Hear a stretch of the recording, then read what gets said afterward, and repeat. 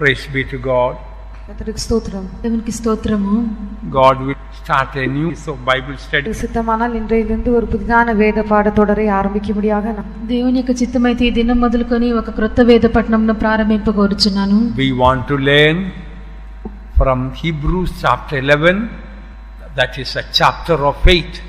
எபிரேயர் 11ஆம் அதிகாரத்திலிருந்து நாம் சில காரியங்களை கற்றுக்கொள்ள போகிறோம். அது విశ్వాసத்தின் அதிகாரமாகிறது. హెబ్రీయులకు రాసిన పత్రిక 11వ అధ్యాయం నుండి మనం కొన్ని కార్యములు మనం నేర్చుకుందాము. ఈ 11వ అధ్యాయము ఒక విశ్వాసం యొక్క అధ్యాయమై ఉన్నది. Why should we study about faith? ஏன் நாம் விசுவாசத்தை பற்றி கற்றுக்கொள்ள வேண்டும்? ఎందుకు మనం విశ్వాసమును గురించి నేర్చుకొనవలెను? Jesus himself told, when the Son of Man cometh, will there be faith found on the earth? இயேசு தாமே சொல்லும் பொழுது మనుష్యకుమారుని భూమిயில் వెడుపடும் பொழுது విశ్వాసத்தை కాண்பாరో என்று கேட்கிறார். యేసు ప్రభువే చెప్పినప్పుడు మనుష్యకుమారుడు వచ్చినప్పుడు ఆయన భూమి మీద విశ్వాసమును కనుగొనునా అని అడిగెను. He did not say when the Son of Man comes whether holiness will be found or love will be found or various other characteristics may be found, but will there be faith found on earth? மனுஷகுமாரன் வரும்பொழுது பூமியிலே பரிசுத்தத்தை காண்பாரோ என்று சொல்லவில்லை, அல்லது அன்பை காண்பாரோ என்று சொல்லவில்லை, அல்லது வேற ஏதாகிலும் நல்ல சுபாவங்களை காண்பாரோ என்று சொல்லப்படவில்லை. మనుష్యకుమారుని வரும்பொழுது భూమిలో విశ్వాసத்தை కాண்பாరో என்று தான் அங்கே ஒரு కేள்వి కేட்கப்படுகிறது. ఇక్కడ మనుష్యకుమారుడు వచ్చినప్పుడు ఆయన భూమి మీద పరిశుద్ధతను కనుగొనునా అని చెప్పబడలేదు, లేక ప్రేమను కనుగొనునా అని చెప్పబడలేదు. కానీ మనుష్యకుమారుడు వచ్చినప్పుడు ఆయన భూమి మీద విశ్వాసమును కనుగొనునా అని చెప్పి ఒక ప్రశ్న వేయబడెను. So even Jesus was wondering whether when he comes in the last days will there be faith in the hearts of God's people. தான் வரும்பொழுது, அதாவது கடைசி நாட்களிலே தேவனுடைய ஜனங்களுடைய இருதயத்திலே விசுவாசம் காணப்படுமோ இல்லையோ என்று இயேசுவும் கூட மிகவும் அதை பற்றி யோசிக்கக்கூடிய சிந்திக்கக்கூடியவராக இருந்தார். అలాగే యేసు కూడా తాను వచ్చినప్పుడు లేక కల్వరి దినముల యందు భూమి మీద విశ్వాసమును కనుగొనునా అని చెప్పి యేసు కూడా దానిని గురించి తలంచి ఆయనకు కూడా అది విభ్రాంతి కలిగించున్నది. So why we should study Hebrews chapter 11, the chapter of faith? ஏன் நாம் எபிரேயர் 11ஆம் அதிகாரமாகிய விசுவாசத்தின் அதிகாரத்தை பற்றி கற்றுக்கொள்ள வேண்டும்? మనం ఎందుకు హెబ్రీయులకు రాసిన పత్రిక 11వ అధ్యాయమైన విశ్వాసపు అధ్యాయమును మనం నేర్చుకొనవలెను? So that we may live by faith and may die in faith. நாம் விசுவாசத்தினால் பிழைத்து విశ్వాసத்திலே మరికిముడియాగ, విశ్వాసం బట్టి మనం జీవించి విశ్వాసమును బట్టి మనం మరణించుటకు. It is very important for us that our end will be in faith. நம்முடைய முடிவானது விசுவாசத்திலே காணப்படுவது நமக்கு மிகவும் முக்கியமான காரியமாகும். మన యొక్క అంతము విశ్వాసమందు కనబడట మనకు చాలా ప్రాముఖ్యమైన కార్యము. Look at some believers, they have been standing for the divine healing truth for a long time, but towards the end some of them, சில விசுவாசிகளை நாம் கவனித்து பார்க்கும் பொழுது அநேக வருடங்களாக தெய்வீக சத்தியத்திலே அவர்கள் உறுதியாய் நிற்பார்கள். ஆனால் முடிவிலே మరణ నేరத்திலே அந்த విశ్వాసத்தை ఇழந்து పోవాர்கள். కొందరు విశ్వాసులను కూడా మనం చూచినప్పుడు ఎన్నో సంవత్సరములు దైవిక స్వస్థత యొక్క సత్యం కొరకు వారు స్థిరంగా నిలవబడుదురు, అయితే అంతమందు వారు దాన్ని విడిచిపెట్టుచున్నారు. But there are some other dear ones, at the time of death their faith is stronger than ever before. ஆகிலும் சிலர் இருக்கிறார்கள், அவர்களுடைய விசுவாசம் முன்னே இருந்ததை பார்க்கிலும் மரண நேரத்தில் இன்னும் உறுதியாக బలமானதாக காணப்படும். అయితే కొందరు ప్రియులు ఉన్నారు, వారి యొక్క మరణ సమయం నందు వారికి ఉన్నటువంటి విశ్వాసము మునుపు వారికి ఉన్నటువంటి విశ్వాసం కంటేనో చాలా బలముగా ఉన్నది. I think in 1960 or 1961 Pastor K.T. Daniel was dying in Coimbatore. 1960 அல்லது 61ஆம் ஆண்டிலே பாஸ்டர் கேடி டேனியல் அவர்கள் கோயம்புத்தூரிலே மரிக்க நேர்ந்தது. 1960వ సంవత్సరము 61వ సంవత్సరం నందు పాస్టర్ కేటి డానియల్ గారు కోయంబత్తూర్ నందు మరణింపవలసినటువంటి సందర్భం వచ్చెను. The time came for him to die, he got up and sat on his bed. The time came to die, that time he got up and sat on his bed. அவர் మరిక వేండిదాన అంత నేరం వந்த పొడుదు తన పడికయిలే அவர் எழும்பி உட்கார்ந்தார். ఆయన మరణించినటువంటి ఆ సమయం వచ్చినప్పుడు తన యొక్క మంచం మీద ఆయన లేచి కూర్చుండిరి. And called all the workers in the center faith home. அந்த சென்టర్ విశ్వాస వీటిలిருந்து దాన எல்லா ஊழியக்காரரையும் அவர் அழைத்தார். ఆ కేంద్ర విశ్వాస గృహం ముందున్న సేవకులందరిని కూడా తను పిలిచిరి. He gave a very good Bible study on fighting for faith. విశ్వాసத்திற்காக పోరాడువதை పற்றிదాన ஒரு நல்ல వేద పాఠத்தை அவர் கொடுத்தார். విశ్వాసం కొరకు మనం పోరాడటం గురించి ఒక మంచి వేద పఠనం వారికి ఇచ్చిరి. I don't know which verse, perhaps in Jude, that verse, contend for the faith once for all given to the saints. நான் எந்த வசனம் என்று எனக்கு சரியாக தெரியாது. ஒருவேளை யூதா நிருபத்தில் இருக்கிறதான அந்த வசனமாக இருக்கலாம். பரிசுத்தவான்களுக்கு ஒரு விசை என்றென்றைக்குமாக ஒப்பு கொடுக்கப்பட்டதான విశ్వాసத்திற்காக ధైర్యமாக పోరాడుங்கள். ఏ వాక్యమని సరిగ్గా తెలియదు. యూదా వ్రాసిన పత్రికలో ఉన్నటువంటి వాక్యమని అనుకొనుచున్నాను. పరిశుద్ధులకు ఒక్కసారి అప్పగింపబడిన విశ్వాసం నిమిత్తం మీరు పోరాడవల్లని వేడుకొనుచున్నాను. He spoke about living for faith and dying in faith and most holy faith.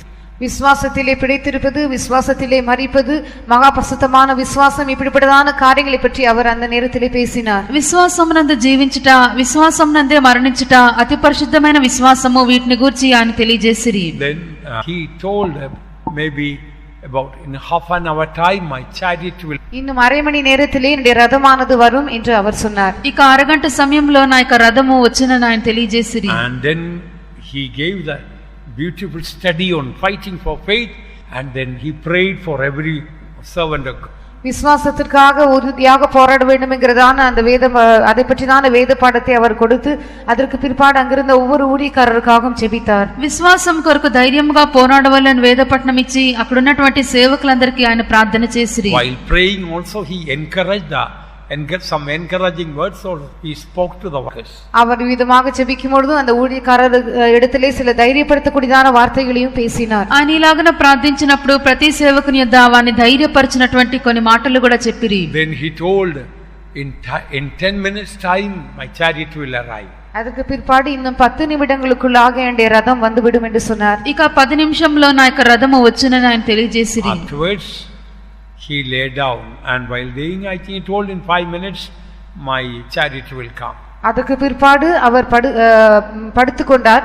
படுப்பதற்கு முன்பாக 5 நிமிடங்களிலே என்னுடைய ரதம் வரும் என்று சொன்னார். పిమ్మట ఆయన పండుకొనిరి. ఇక 5 నిమిషంలో నా యొక్క రథం వచ్చునని తెలియజేసిరి. Accordingly Job victoriously he went to be.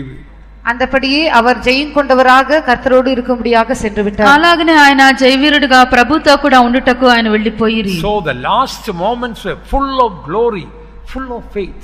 அவருடைய கடைசி நிமிஷங்கள் மகிமை நிறைந்தவைகளாக, விசுவாசம் நிறைந்தவைகளாக காணப்பட்டன. ఆయన యొక్క చివరి నిమిషములు మహిమతో నిండినవిగా, విశ్వాసంతో నిండినవిగా ఉన్నవి. That time I was in Kerala. அந்த நேரத்திலே நான் கேரளாவில் இருந்தேன். ఆ సమయంలో నేను కేరళలో ఉంటిని. There a believer had a vision that night. அங்கே இருக்கிறதான ஒரு விசுவாசிக்கு அந்த இரவு ஒரு தரிசனம் உண்டானது. అక్కడున్న విశ్వాసికి ఆ రాత్రి ఒక దర్శనం కలిగెను. Heaven was open. பரலோகம் திறக்கப்பட்டது. పరలోకం తెరవబడెను. And then he saw the royal road, on either side white clad angels were standing. அந்த பெரும் பாதையிலே, ராஜ பாதையிலே இரண்டு பக்கங்களிலும் தூதர்கள் வரிசையாக நின்றதை அவர் கண்டார். ఆ రాజమార్గం కనబడెను. దానికి ఇరువైపులు కూడా దూతలు నిలవబడటం చూచిరి. And that believer asked, why are you all standing here? நீங்கள் ஏன் வரிசையாக இங்கே நிற்கிறீர்கள் என்று அந்த விசுவாசி அவர்களை பார்த்து கேட்டார். అప్పుడు ఆ యొక్క విశ్వాసి వారితో, మీరు ఎందుకొరకు ఇక్కడ వరుసగా నిలవబడి ఉన్నారని అడిగెను. The angel told, the king is coming, so we are here. ராஜா வருகிறார், ஆகவே நாங்கள் எல்லோரும் இங்கு இருக்கிறோம் என்று அந்த தூதர்கள் சொன்னார்கள். అప్పుడు ఆ దూతలు, రాజు వచ్చుచున్నారు, అందుచేత మేము నిలవబడి ఉన్నామని చెప్పిరి. Then the believer asked, why the king is coming? ராஜா ஏன் வருகிறார் என்று அந்த விசுவாசி கேட்டார். అప్పుడు ఆ విశ్వాసి, రాజు ఎందుకు వచ్చుచున్నాడని అడిగిరి. He told, the king is coming to welcome a bishop. அந்த ராஜாவானவர் ஒரு பிஷப்பை வரவேற்கும்படியாக வருகிறார் என்று சொன்னார். ఆ యొక్క రాజుగారు ఒక బిషప్ ను, ఒక పాదిరిని ఆయన ఆహ్వానించిన నిమిత్తమే ఆయన వచ్చుచున్నారు. Then soon he could hear the singing orchestra bursting, and the king Jesus was coming in a glorious chariot. சீக்கிரத்திலே பாடகர்களுடைய குழுவானது பாட்டு பாட ஆரம்பித்தது. இயேசுவும் கூட அந்த ரதத்திலே வருவதை இவர் கண்டார். అతి త్వరలోనే పాటకుల యొక్క శబ్దం కూడా వినబడినది. యేసు రథం మీద వచ్చుచుండెను. Then he saw from the other side a golden chariot is coming. A bishop is in that chariot. மறுபக்கத்திலே ஒரு பொன்னினால் செய்யப்பட்டதான ரதம் வருகிறதை கண்டார். அதினுள்ளே ஒரு பிஷப் இருப்பதையும் கண்டார். మరొక వైపు నుండి బంగారంతో చేయబడిన ఒక రథం వచ్చుచూ ఉండెను. దానిలో ఆ యొక్క బిషప్ ఉండిరి. When he looked at the bishop, it was Pastor K.T. Daniel. அந்த பிஷப்பை அவர் யார் என்பதை இவர் கவனித்து பார்க்கும்போது அது பாஸ்டர் K.T. டேனியலாக இருந்தது. ఆ పాదిరి ఎవరని చెప్పి ఆయన చూచినప్పుడు ఆయన పాస్టర్ K.T. డానియల్ అయి ఉన్నారు. Next morning when he came to the faith home only, he got the news that That night, Pastor K.T. Daniel went with the Lord. அந்த அடுத்த நாள் காலையிலே அவர் விசுவாச வீட்டுக்கு வந்த பொழுதுதான் பாஸ்டர் கேடி டேனியல் அவர்கள் மகிமைக்குள்ளே பிரவேசித்தார்கள் என்கிறதான செய்தி அவருக்கு கிடைத்தது. మరుసటి దినం நான் విశ్వాస గృహంనకు వచ్చినప్పుడే పాస్టర్ కేటీ డానియల్ గారు నిన్నటి రాత్రి మహిమలో ఆయన చేర్చబడి ఉన్నారని వార్త ఆయనకు అందినది. See, Pastor Daniel told, my chariot is coming, but he didn't say golden chariot.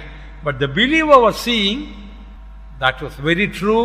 In a golden chariot, he is being welcomed by the pastor Daniel அவர்கள் நான் என்னுடைய ரதம் வரும் என்று மாத்திரம் சொன்னார்.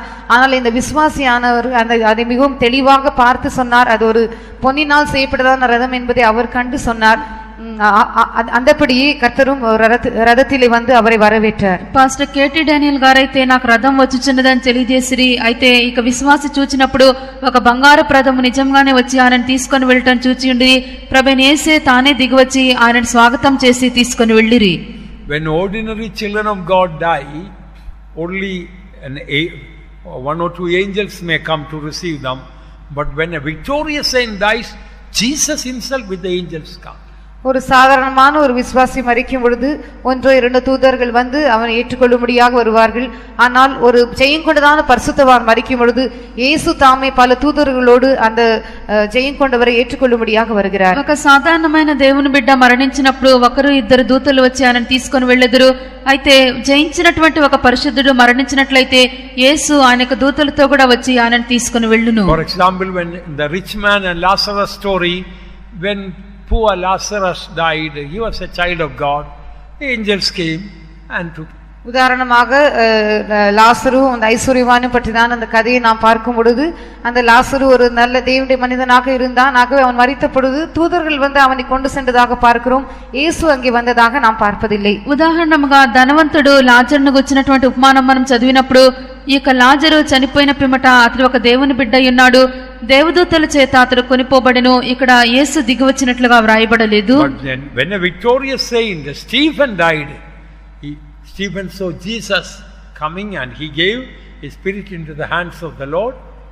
ஆனால் ஜெயங்கொண்டதான பரிசுத்தவானாகிய ஸ்தேவான் மரித்த பொழுது இயேசு அங்கே அமர்ந்திருப்பதை அவர் கண்டார். கண்டு தன்னுடைய ஆவி அவருடைய கரங்களில் ஒப்பு கொடுத்து அவர் மரித்தார். అయితే జయించినటువంటి పరిశుద్ధుడైన స్టెఫను మరణించినటువంటి వేళ ప్రభువైన యేసు అక్కడ నిలవబడటను ఆయన చూచి ఉన్నాడు. అలాగే తన యొక్క ఆత్మను ఆయన చేతికి ఆయన సమర్పించి ఆయన మరణించిరి. Hebrews chapter 11 is the list of heroes of faith. எபிரேயர் 11ஆம் அதிகாரத்திலே விசுவாசத்தின் போர் வீரரை பற்றியான பட்டியல் கொடுக்கப்பட்டிருக்கிறது. హెబ్రీయులకు రాసిన పత్రిక 11వ అధ్యాయమందు విశ్వాస వీరుల యొక్క పట్టిక ఇవ్వబడి ఉన్నది. They all in the 11th chapter of Hebrews, all the saints had one quality. எபிரேயர் 11ஆம் அதிகாரத்தில் இருக்கிறதான எல்லா பரிசுத்தவான்களுக்கும் ஒரு குறிப்பிட்டதான தன்மை காணப்பட்டது. హెబ్రీయులకు రాసిన పత్రిక 11వ అధ్యాయమందు చెప్పబడినటువంటి ప్రతి ఒక్కరికి ఒక గుర్తింపబడిన ఒక స్వభావం కనబడుచున్నది. They all died in faith. இவர்கள் எல்லோரும் விசுவாசத்திலே மரித்தார்கள். వీరందరూ విశ్వాసమందు మృతి నొందిరి. Read Hebrews 11:13. எபிரேயர் 11ஆம் அதிகாரம் 13ஆம் வசனத்தை வாசிப்போம். హెబ్రీ 11వ అధ్యాయము 13వ వాక్యం చదివేదము. இவர்கள் எல்லாரும் வாக்குத்தத்தம் பண்ணப்பட்டவைகளை அடையாமல் தூரத்திலே அவைகளை கண்டு நம்பி அணைத்துக் கொண்டு பூமியின் மேல் தங்களை அந்நியரும் பரதேசிகளும் என்று அறிக்கையிட்டு விசுவாச. These all died in faith. Enough. That's right. These all died in faith. இவர்கள் எல்லோரும் விசுவாசத்தோடே மரித்தார்கள். వీరందరూ విశ్వాసము గలవారై మృతి నొందిరి. All the saints who are in the Hebrews chapter 11, these all died in it. எபிரேயர் 11ஆம் அதிகாரத்திலே குறிப்பிடப்பட்டிருக்கிற எல்லா பரிசுத்தவான்களும் விசுவாசத்தோடே மரித்தார்கள் என்று பார்க்கிறோம். హెబ్రీ 11వ అధ్యాయమందు వ్రాయబడినటువంటి పరిశుద్ధులందరూ విశ్వాసం గలవారై మృతి నొందిరి. That Hebrews chapter 11 is not closed. எபிரேயர் 11ஆம் அதிகாரம் அத்துடன் முடிவடைவதில்லை. హెబ్రీ 11వ అధ్యాయము ఇంతటితో ముగించబడలేదు. Therefore, what does the last verse say in that chapter? இந்த வசனத்திலே கடைசி வசனம் என்ன, இந்த அதிகாரத்திலே கடைசி வசனம் என்ன சொல்கிறது? ఈ అధ్యాయం నందు చివరి వాక్యము ఏం చెప్పుచున్నది? Without us they cannot be perfected. or that chapter cannot be perfected. நம்மை அல்லாமல் அவர்கள் பூர்ணராக்கப்படுவது கூடாத காரியம். ஆகவே அந்த அதிகாரம் அத்துடன் முடிவடைவதில்லை. మనము లేకుండా వారు సంపూర్ణులు కాలేరని వ్రాయబడినది అనగా ఈ అధ్యాయము దీనితో పాటు పూర్తి అవటలేదు. Read the 40th verse. 11వ అధికారం 40వ వచనத்தை வாசிப்போம். హెబ్రీ 11వ అధ్యాయం 39 40 వాక్యములు. அவர்கள் நம்மை இல்லாமல் பூரணராகாதபடிக்கு நன்மையானதொன்றை God having provided some better thing for us, that they without us should not be made perfect. Without us they will not be made perfect. நம்மை இல்லாமல் அவர்கள் பூர்ணராக ஆவதில்லை. మనము లేకుండా వారు సంపూర్ణులు కాలేరు. So God is waiting. You and I also may come in the list of the heroes of faith. Without that they will not be, the list will not be perfected. நாமும் கூட அந்த விசுவாச வீரரின் பட்டியலிலே காணப்பட வேண்டும் என்று தேவன் வாஞ்சிக்கிறார். நாம் அதிலே காணப்படாமல் போனால் அந்த பட்டியல் முடிவடையாது. నీవు నేను కూడా ఈ విశ్వాస వీరుల యొక్క పట్టికలోనికి రావాలని ప్రభు కోరుచున్నాడు. మనము లేకుండా ఈ పట్టిక పూర్తి కాదు. Particularly like Pastor K.T. Daniel, when our end comes, that should be full of faith, no doubt. விசேஷமாக பாஸ்டர் கேடி டேனியல் அவர்களைப் போல நம்முடைய முடிவு வரும் பொழுது அது விசுவாசத்தினால் நிறைந்ததாக இருக்க வேண்டும், சந்தேகமற்றதாக இருக்க வேண்டும். విశేషంగా పాస్టర్ కేటీ డానియల్ వలె మనకు కూడా మనకు అంతం వచ్చినప్పుడు అది పూర్తిగా విశ్వాసంతో నిండినదిగానే ఉండవలెను. దాని యందు సందేహములు మనకు ఉండకూడదు. Sometimes while dying some people may have weakness, some may have sickness, but a doubt should not come, why I am so weak, why God is not healing, etc. சிலர் மரிக்கும் தருவாயில் இருக்கும் பொழுது மிகவும் பலவீனமாக இருப்பார்கள் அல்லது வியாதிப்பட்டிருப்பார்கள். ஆனால் அந்த நேரத்திலே ஏன் நான் பலவீனமாக இருக்கிறேன், ஏன் வியாதிப்பட்டிருக்கிறேன், கர்த்தர் ஏன் எனக்கு சுகம் தருவதில்லை, இப்படிப்பட்டதான சந்தேகங்கள் அவர்களுக்குள்ளே காணப்படக்கூடாது. కొందరు మరణించినటువంటి వేళ అధికంగా బలహీనులుగాను రోగులుగాను కనబడవచ్చును. అయితే నేను ఎందుకు ఇంత బలహీనంగా ఉన్నాను, ప్రభు నన్ను ఎందుకు స్వస్థపరచలేదు అన్నటువంటి సందేహములకు మనం చోటు ఇవ్వకూడదు. God is able to give us also very good health by faith before dying. விசுவாசத்தினாலே நாம் மரிப்பதற்கு முன்பாக கர்த்தர் நமக்கு நல்ல ஆரோக்கியத்தை கொடுக்கவும் கூடும். విశ్వాసమును బట్టి మనం మరణించటకు ముందు ప్రభు మనకు మంచి ఆరోగ్యమును ఇవ్వగలరు. There was a saint called George Muller in England. He died in 1890s somewhere. George Muller என்கிறதான ஒருவர் இங்கிலாந்திலே இருந்தார். அவர் 1895 or 1892 something, at that time he died. 1890 போன்றதான அந்த காலகட்டத்திலே அவர் மரித்தார். జార్జ్ ముల్లర్ అని చెప్పినటువంటి వ్యక్తి ఆయన ఇంగ్లాండ్ దేశంలో ఉండిరి. ఆయన 1890-95 సంవత్సరంలో ఆయన మరణించి ఉండారు. He was a real man of faith. அவர் உண்மையாகவே ஒரு விசுவாசத்தினால் நிறைந்தவராக இருந்தார். నిజంగానే ఆయన ఒక విశ్వాసం గల మనుషుడై ఉన్నాడు. He had 1500 orphan children in the orphanage. By faith he was feeding them. 1500 பிள்ளைகளை அவர் ஒரு அநாத ஆசிரமத்தை வைத்து நடத்தி கொண்டிருந்தார். அந்த பிள்ளைகளை எல்லாம் விசுவாசத்தினாலே அவர் போஷித்து வந்தார். 1500 మంది పిల్లలను అనాథాశ్రయంలో ఉంచి ఆ అనాథలందరినీ కూడా పోషించు వచ్చెను. 1500 children every day, without asking or appealing for money, he was able to feed. யாரிடத்திலும் பணத்திற்காக கேட்காமல், யாரிடத்திலும் பணம் வேண்டும் என்று சொல்லாமலே அவர் விசுவாசத்தினால் ஒவ்வொரு நாளும் அந்த 1500 பிள்ளைகளையும் போஷித்து வந்தார். ప్రతిదినము కూడా ఆయన ఆ యొక్క 1500 మంది పిల్లలను కూడా ఎవరి యొద్ద ఏ డబ్బో ఏ సహాయమో అడగకుండా ప్రతిదినం పోషించుచూ ఉండెను. He told his staff, only prayer should be made for our needs. Nobody should know that there is a need for food, there is need for money to go to buy vegetables. Nobody should be that. அங்கே அவரோடு கூட அந்த நிறுவனத்திலே பணிபுரிகிற யாவரிடத்திலும் அவர் சொல்லியிருந்ததான காரியம் என்னவென்றால், நமக்கு தேவையான பணத்திற்காக நாம் ஜெபிக்க வேண்டும், அதை மாத்திரமே நாம் செய்ய வேண்டும். நமக்கு பணம் தேவைப்படுகிறது என்றோ, நமக்கு காய்கறிகளை வாங்கும்படியாக பணம் அவசியம் என்றோ வெளியிலே ஒருவரிடத்திலும் நீங்கள் சொல்லக்கூடாது என்று சொன்னார். ఆయన తనతో కూడా కార్యాలయం మందు ఉన్న వారితో ఇలాగని చెప్పువారై ఉండిరి. మన యొక్క ప్రతి అవసరత కొరకు మన దేవుని యొద్ద మాత్రమే మనం ప్రార్థింపవలెను. మనకు డబ్బు కావాలనో లేక కాయగూరలు కొనుటకు డబ్బు అవసరమో అని చెప్పి ఏ మనుషుని యొద్ద మనం చెప్పకూడదు అని తెలియజేసిరి. Not only providing food, accommodation for 1500 children with all the facilities, buildings, all he got by faith. ஆகாரம் மாத்திரமல்ல, அந்த 1500 பிள்ளைகளை தங்க வைக்கும்படியாக அதற்குரிதான இடங்கள், அதற்குரிதான எல்லா வசதிகள் எல்லாவற்றையுமே அவர் விசுவாசத்தினால் மாத்திரமே పెట్టుకొంటారు. ఈ యొక్క 1500 మందికి ఆహారం మాత్రమే కాదు, వారు బస చేయుటకు వారికి సౌకర్యములు, వారికి అవసరమైన కట్టడములన్నీ కూడా విశ్వాసమును బట్టి ఆయన పొందిరి. One day there was no food in the orphanage. ஒரு நாள் அந்த அநாதாசிரமத்திலே ஆகாரம் இல்லாமல் போயிற்று. ఒక దినమున ఆ యొక్క అనాథాశ్రయమందు ఆహారం లేకుండెను. And the staff went and told George Muller, even if we get money and go and buy all the vegetables and food items and then cook and feed, by the time the children will be worn out and fainting. அன்றைக்கு அங்கே பணிபுரிகிறவர்கள் வந்து சொன்னார்கள், இன்றைக்கு நமக்கு ஆகாரம் இல்லை, ஒருவேளை அப்படியாக நமக்கு பணம் கிடைத்து நாம் போய் பொருட்களை எல்லாம் வாங்கி கொண்டு வந்து ஆகாரத்தை சமைத்து கொடுத்தாலும் கூட அதற்குள்ளாக இந்த பிள்ளைகள் எல்லாம் பசியினால் மயங்கி விடுவார்கள் என்று சொன்னார். అప్పుడు అక్కడ ఉన్నటువంటి ఉద్యోగులందరూ కూడా జార్జ్ ముల్లర్ వద్దకు వచ్చి, ఈ దినమున ఒకవేళ మనకు డబ్బు దొరికినట్లయితే మనం వెళ్లి కాయగూరలని అవసరమైన పదార్థములని కూడా కొని వంట చేసి మనం ఇచ్చే లోపల పిల్లలందరూ కూడా సొమ్మసిల్లిపోదురని తెలియజేసిరి. When George Muller prayed, a faith sprung up in his spirit. அவர் ஜார்ஜ் முல்லர் அவர்கள் ஜெபித்த பொழுது அவருடைய இதயத்திலே ஒரு விசுவாசமானது உதித்தது. జార్జ్ ముల్లర్ ప్రార్థించినప్పుడు ఆయన యందు ఒక విశ్వాసం అన్నది కలుగు చేయబడెను. He told, by faith serve plates for all the children. விசுவாசத்தினால் எல்லா பிள்ளைகளுக்கும் தட்டுகளை கொடுங்கள் என்று சொன்னார். విశ్వాసమును బట్టి పిల్లలందరూ కూడా మీరు పళ్ళను ఇవ్వమని చెప్పిరి. And the children were told, close your eyes and praise God for the food.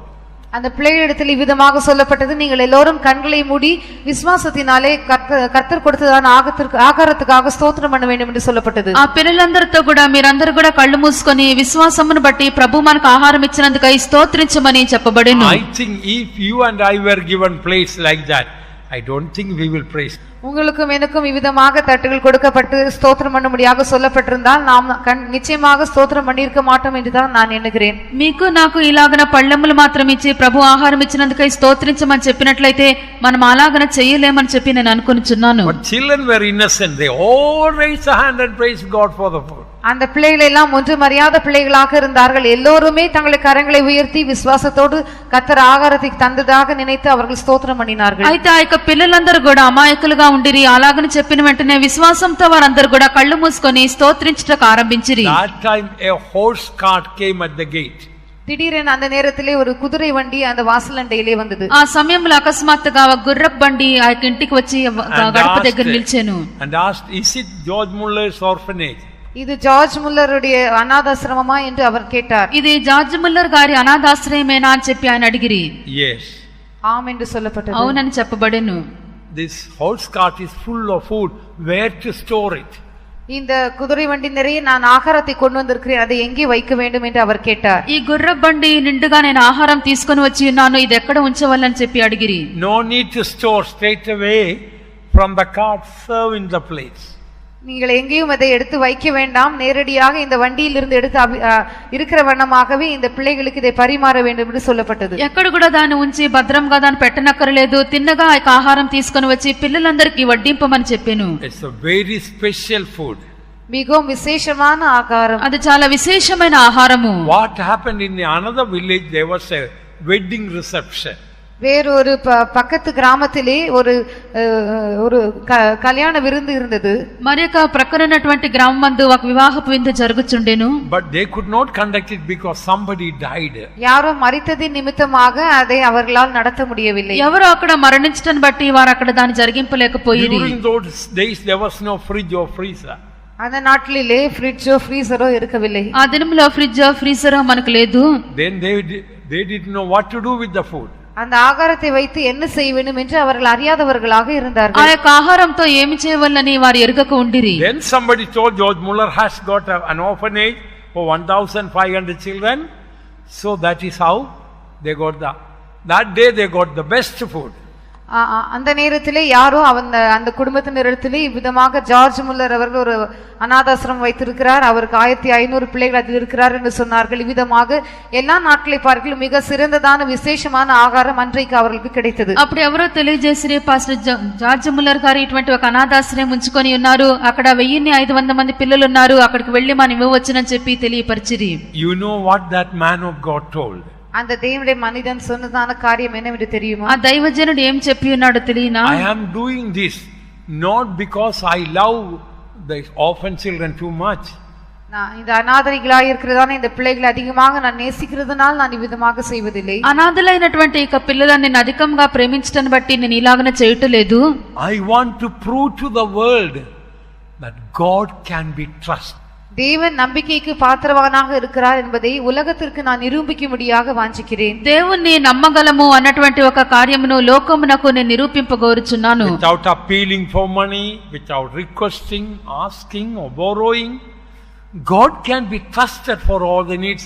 He want to prove to the world. That is why he had the orphanage.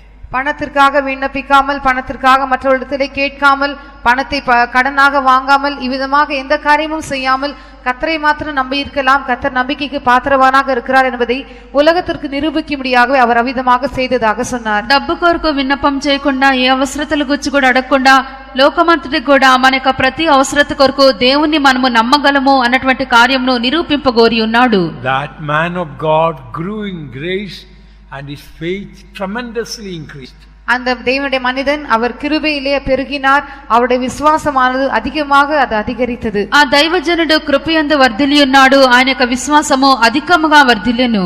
He lived in very good health up to the age of 92. 92 వయது వரையிலும் மிகவும் நல்ல ஆரோக்கியம் உள்ளவராக அவர் ஜீவித்தார். 92వ సంవత్సరం వరకును మంచి ఆరోగ్యకరంగా ఆయన జీవించిరి. Last Sunday he preached, I just want to be at the feet. I long to go to him. அவர் மரிப்பதற்கு முன்பாக அந்த கடைசி ஞாயிற்றுக்கிழமையிலே நான் இயேசுவின் பாதத்தண்டில் இருக்கும்படியாக வாஞ்சிக்கிறேன், அவர் அண்டையில் எப்படியாவது போய் சேர வேண்டும் என்று நான் ஏங்குகிறேன் என்று பிரசங்கம் செய்தார். ఆయన మరణించుటకు ముందు చివరి వారంలో ఆయన ప్రసంగించిరి, యేసు యొక్క పాదముల యొద్దకు నేను వెళ్ళగోరుచున్నాను, ఆయనతో కూడా నేను నివసింపగోరుచున్నానని తెలియజేసిరి. That Wednesday, the last day of his life, he did everything normally, including going for the night prayers. He went. அந்த கடைசி புதன்கிழமை அன்று எல்லாவற்றையும் எப்பொழுதும் செய்கிறது போல அவர் செய்தார். இரவு ஜெபத்திற்கு செல்கிறதான காரியம் உட்பட எல்லாவற்றையும் அவர் எப்பொழுதும் செய்கிறது போலவே அன்று செய்து முடித்தார். ఆ యొక్క చివరి బుధవారం వారమందు ఆయన చేయవలసిన పనులన్నీ కూడా యథాప్రకారంగానే ఆయన చేసిరి. రాత్రి ప్రార్థనలకు కూడా ఆయన హాజరైరి. Thursday early morning, without sickness, without pain, he went to be with the Lord when he was 92. அவர் 92 வயதாக இருந்த பொழுது அந்த வியாழக்கிழமை காலை வேளையிலே எந்த விதமான வியாதியும் இல்லாமல், எந்த விதமான வேதனையும் இல்லாமல் கர்த்தருக்குள்ளே அவர் మహిమకుள்ளே ప్రవేశితాர். గురువారం నాడు ఆయన 92 సంవత్సరముల వయసు ఉన్నప్పుడు ఆయన ఎటువంటి వ్యాధి గాని, ఏ నొప్పి గాని, వేదన లేకుండా ప్రభు యొద్దకు ఆయన విశ్రాంతికరంగా వెళ్ళిపోయిరి. We want to study about this from the chapter of faith, so that God may put a great faith in our life. We may live by faith, fight for faith and die in faith. நாம் விசுவாசத்திலே ஜீவித்து, விசுவாசத்திலே மரித்து, விசுவாசத்திற்காக போராடி விசுவாசத்திலே மரிக்கும்படியாக, பெரிதான விசுவாசம் உடையவர்களாக நாம் மாறும்படியாகவே இந்த விசுவாசத்தின் அதிகாரத்தை பற்றி நாம் கற்றுக்கொள்ள வேண்டும். మనం విశ్వాసమందు జీవించి, విశ్వాసం కొరకే మనం పోరాడి, విశ్వాసం నందే మనం మరణించే నిమిత్తము ఈ యొక్క అధ్యాయమును మనం చదివి అటువంటి గొప్ప విశ్వాసమును మనం పొందగోరుచున్నాము. Don't think to go to heaven we need sickness. To go to heaven we need Jesus. நாம் பரலோகத்திற்கு போகும்படியாக நமக்கு வியாதி தேவை என்று நினைக்க வேண்டாம். பரலோகத்திற்கு செல்லும்படியாக நமக்கு தேவையானவர் యేసు మాత్రమే. పరలోకమునకు వెళ్ళుటకు మనకు వ్యాధి అవసరమని ఎవరు కూడా అనుకొనవద్దు. పరలోకమునకు వెళ్ళుటకు మనకు యేసు మాత్రం చాలును. By faith we must fight against sickness. విశ్వాసத்தினாலே நாம் வியாதியை எதிர்த்து போராட வேண்டும். విశ్వాసమును బట్టి మనం వ్యాధులను ఎదిరించి మనం పోరాడవలెను. By faith we must fight untimely death.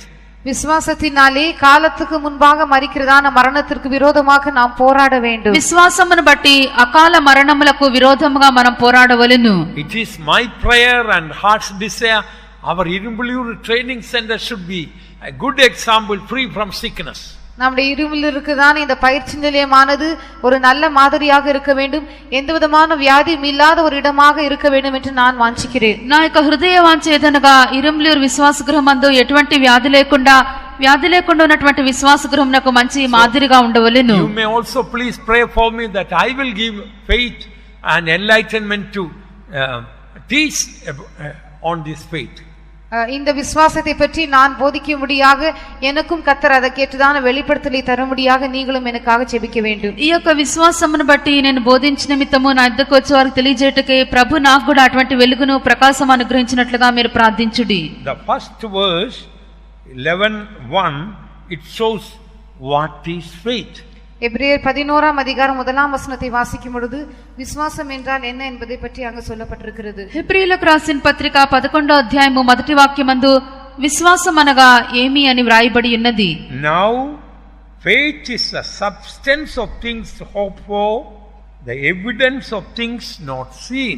விசுவாசமானது நம்பப்படுகிறவைகளின் உறுதியும் காணப்படாதவைகளின் நிச்சயமுமாய் இருக்கிறது. విశ్వాసం అనున్నది నిరీక్షింపబడు వాటి యొక్క నిజ స్వరూపమును అదృశ్యమైనవి ఉన్నవనుటకు రుజువునయున్నది. The evidence of things not seen. காணப்படாதவைகளின் நிச்சயம். అదృశ్యమైనవి ఉన్నవనుటకు రుజువునయున్నది. So God wants to give an assurance, a conviction, an evidence about the things not seen. காணப்படாத காரியங்களை பற்றிதான் ஒரு நிச்சயத்தை, ஒரு உறுதியை கர்த்தர் நமக்கு தரும்படியாக வாஞ்சிக்கிறார். అదృశ్యమైనవి ఉన్నవి అన్నటువంటి రుజువును, అటువంటి నిశ్చయతను ప్రభు మనకి ఇవ్వగోరుచున్నాడు. So all the workers should believe God is able to meet my needs without asking anybody. யாரிடத்திலும் கேட்காமலே தேவன் என்னுடைய எல்லா தேவைகளையும் சந்திக்க வல்லவராக இருக்கிறார் என்று எல்லா தேவனுடைய ஊழியக்காரரும் விசுவாசிக்க வேண்டியது அவசியமாக இருக்கிறது. ఎవరి యొద్ద కూడా అడగకుండానే ప్రభు నా యొక్క ప్రతి అవసరతను కూడా తీర్చును అన్నటువంటి విశ్వాసము ప్రతి దైవ సేవకుని యందు ఉండవలెను.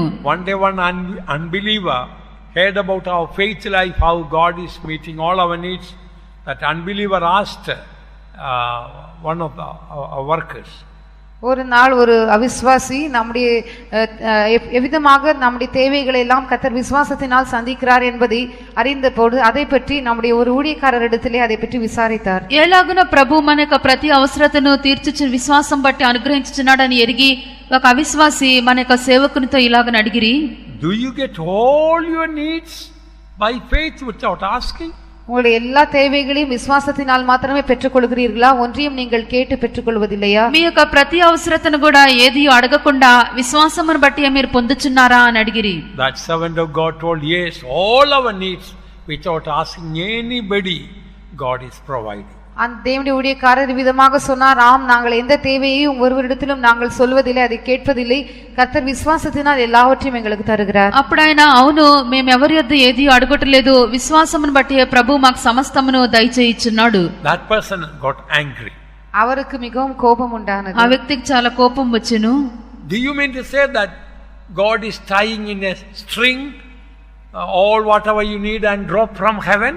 உங்களுக்கு தேவையான எல்லாவற்றையும் தேவன் ஒரு கயிறினால் கட்டி பரலோகத்திலிருந்து அவிதமாக கீழே இறக்குகிறார் என்று நினைக்கிறீர்களா என்று சொன்னார். మీకు అవసరమైనవన్నీ కూడా ప్రభు ఒక తాడు కట్టి పరలోకం నుండి క్రిందకు వేయిచున్నాడని చెప్పి మీరు అనుకొనుచున్నారా అని అడిగాను. The servant of God told, no, greater miracle than that God does.